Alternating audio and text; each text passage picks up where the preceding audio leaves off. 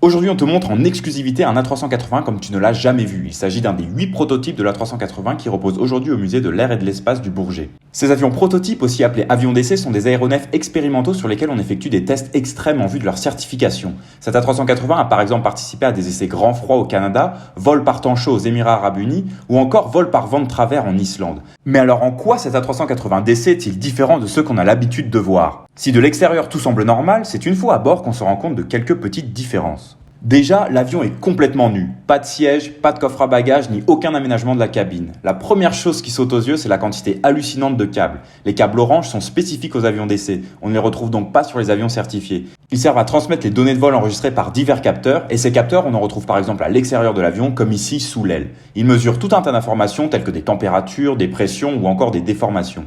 L'ensemble des informations est donc transmise par ces câbles orange aux ingénieurs d'essai de chez Airbus installés à ces postes. Leur rôle est de vérifier tous les paramètres de vol et de veiller à l'apparition d'une quelconque anomalie. Ils testent aussi différents scénarios de vol préétablis en vue de qualifier l'avion pour sa certification. On retrouve aussi à bord de cet A380DC des réservoirs d'eau qui servent de ballast et leur but est de simuler différents scénarios de chargement en modifiant la position du centre de gravité de l'avion.